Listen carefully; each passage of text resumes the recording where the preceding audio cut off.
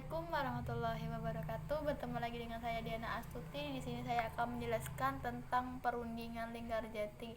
Perundingan Linggarjati dilaksanakan di Linggarjati, Cirebon, Jawa Barat pada tanggal 10 November 1946.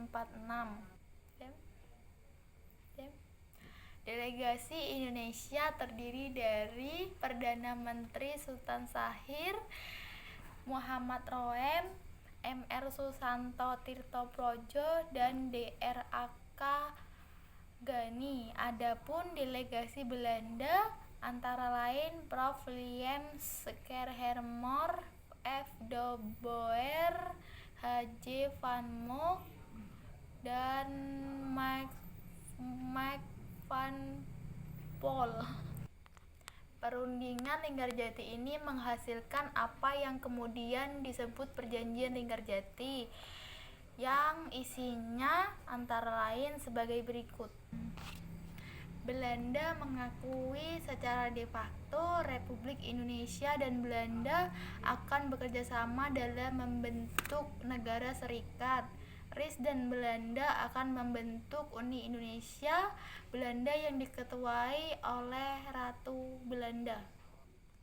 Perjanjian Linggarjati ditandatangani pada 25 Maret 1947 dalam sebuah upacara kenegaraan yang diselenggarakan di Istana Rijswijk atau Istana Negara sekarang.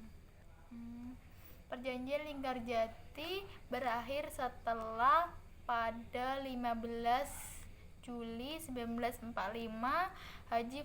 setelah Haji van Mook menyampaikan pidato di radio bahwa Belanda tidak lagi terikat dengan Perjanjian Linggarjati. Serangan ini dikenal sebagai agresi militer 1 yang dimulai pada 21 Juli 1947. Perundingan Renville dimulai pada 8 Desember 1947. Delegasi Komisi 3 negara diwakili Dr. Franz B. Granham, Ketua, Paul van Zeeland, anggota, dan Richard Kilbert, anggota. Delegasi Indonesia diwakili oleh Menteri Perdana Amir Syarifuddin, Ketua, Ali Sastroamidjojo, anggota, Haji Agus Salim, anggota, Dr. J. Laimena, Dr. Choa Tiek Len, dan Nasrun, anggota. Delegasi Belanda diwakili oleh R. Abdul Qadir Wijoyomojo, Ketua, Mr. H.A. L. van Vredenburg, Dr. P.J. Koes, dan Mr. Dr. Christian Robert Stephen Soumokil, anggota. Perundingan Renville ini menghasilkan beberapa keputusan sebagai berikut.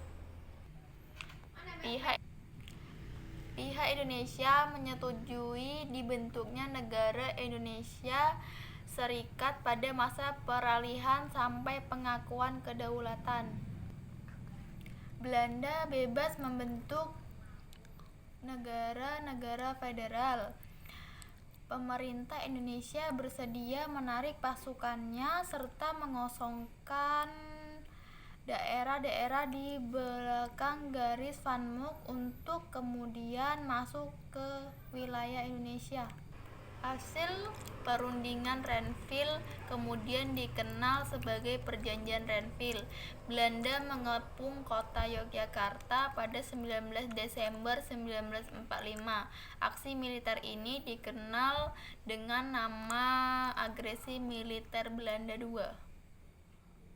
Perundingan Roem-Royen pada 17 April 1949 dilaksanakan perundingan Roem-Royen yang berlangsung di Hotel des Indes, Jakarta.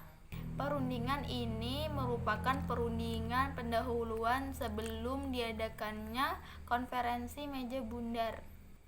Kesepakatan pada 7 Mei 1949,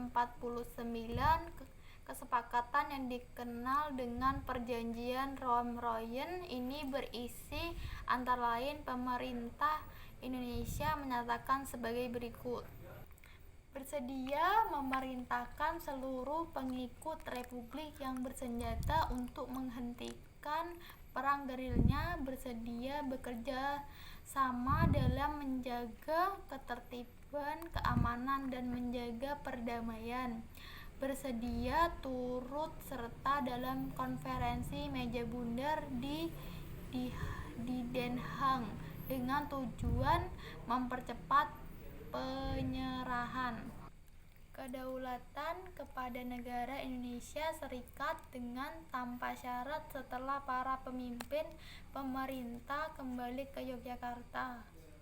Penduduk Belanda atas Yogyakarta sejak 19 Desember 1948, agresi militer 2 berakhir. Itulah penjelasan dari saya. Sekian, terima kasih. Wassalamualaikum warahmatullahi wabarakatuh.